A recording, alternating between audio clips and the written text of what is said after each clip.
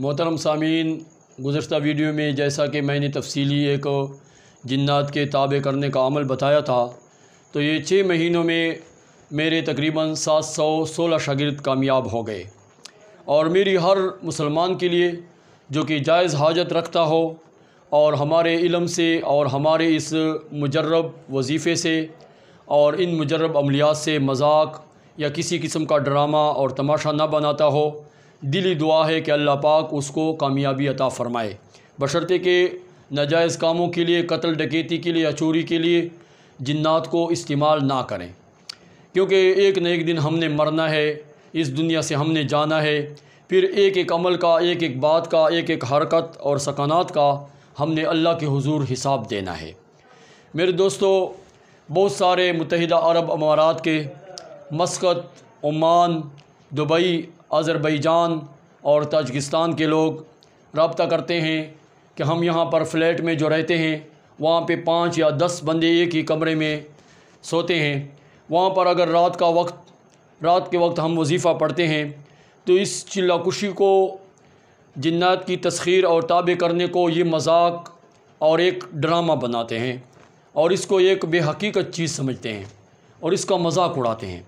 اور ایک تو یہ تعویذات سے اور جنات سے ڈرتے بھی ہیں، اور دوسرے نمبر پر اس چیز کو ایک مذاق کے طور پر معیوب سمجھتے ہیں۔ تو کمرے کے اندر چاردیواری میں ہم کڑا مار کے حصار نہیں باندھ سکتے، نہ سامنے دیا جلا سکتے ہیں، نہ رات کی اندھیر نگری میں ہم یہ چیز پڑھ سکتے ہیں، کیونکہ یا تو پھر ہمارے ارباب کو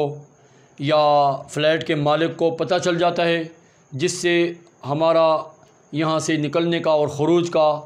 پھر چانس بن جاتا ہے، اپنے اوپر ایک آزمائش مول لینے والی بات ہوتی ہے، یا پھر یہ ہے کہ ہمارے ساتھی ناراض ہوتے ہیں، ڈرتے ہیں۔ تو اس کے لیے میں نے مستند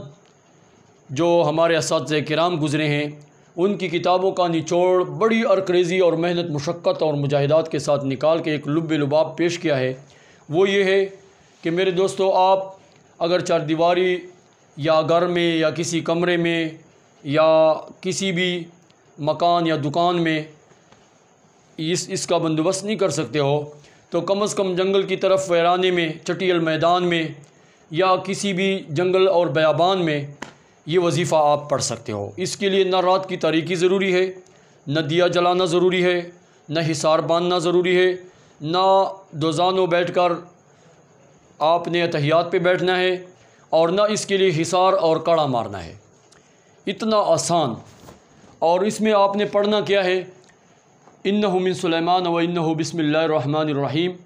اللہ تعالی علیہ واتونی مسلمین، یہ 786 دفعہ آپ نے پڑھنا ہے، اس عدد سے کم و بیش نہ ہو، لیکن آپ نے پڑھنا کڑے ہو کے ہے، لیکن روح بقبلہ ہونا ضروری ہے۔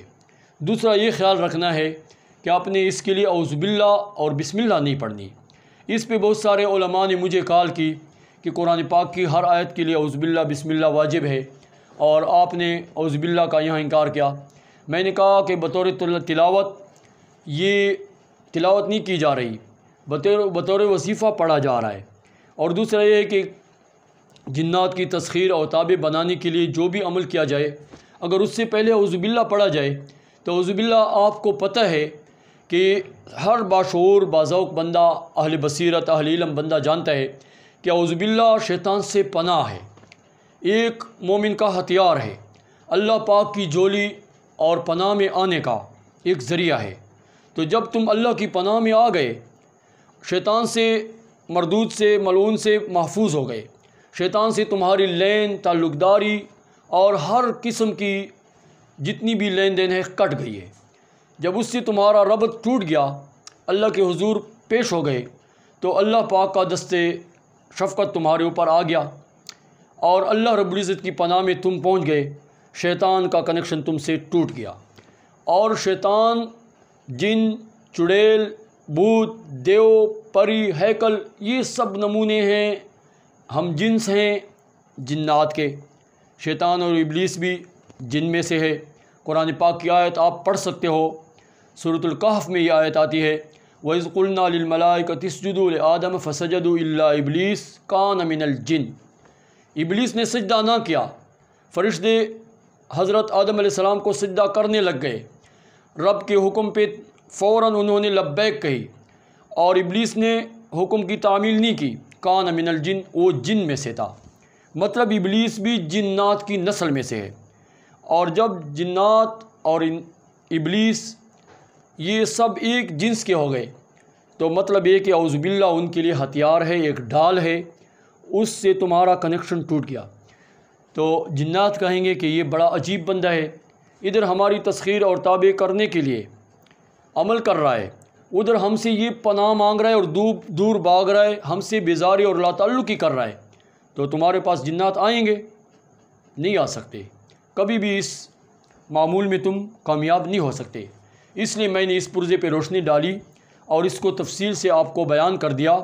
کہ کوئی بندہ اس بات پہ فتویٰ نہ لگا دے کہ قرآن پاک کی آیت بغیر اعوذ باللہ کی کیوں پڑھی جا رہی ہے۔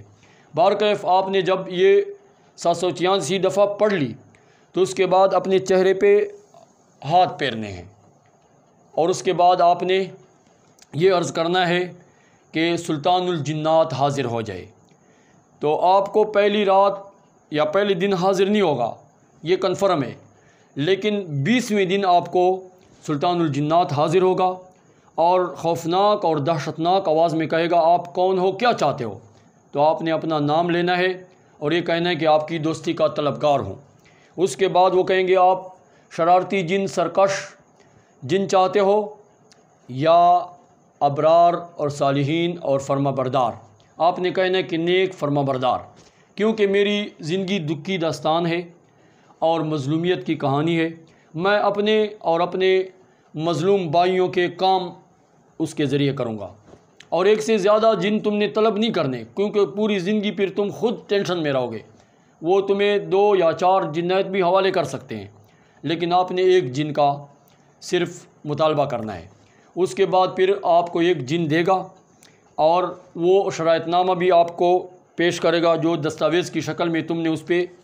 انگوٹھا لگانا ہے، ان کا بھی انگوٹھا لگنا ہے۔ آپ اس لیے انگوٹھا لگاؤ گے یا سائن کرو گے کہ میں ناجائز کاموں میں اس کو استعمال نہیں کروں گا، ظلم میں، قتل میں، چوری میں، ڈکیتی میں یا کسی بھی ناجائز فرمائش میں اس کو میں استعمال نہیں کروں گا۔ اور ان کی طرف سے یہ ہوگا، ایک معاہدہ ہوگا کہ ہم آپ کے حکم کی عدولی، نافرمانی یا سرکشی یا ناجائز مطالبات نہیں کریں گے اور آپ کی نافرمانی کبھی نہیں کریں گے۔ اس کے بعد پھر آپ کو ایک ایسا کوڈ دے دیں گے کہ جب بھی آپ ہمیں طلب کرو گے تو یہ لفظ آپ نے اتنی دفعہ پڑھنا ہے۔ وہ کوڈ آپ نے زندگی میں کسی کو نہیں بتانا، اور یہ وظیفہ آپ کھڑے ہو کر کس طریقے سے پڑھو گے؟ قبلہ رخ ہو کر، سر پہ سفید ٹوپی یا دستار پہن کے،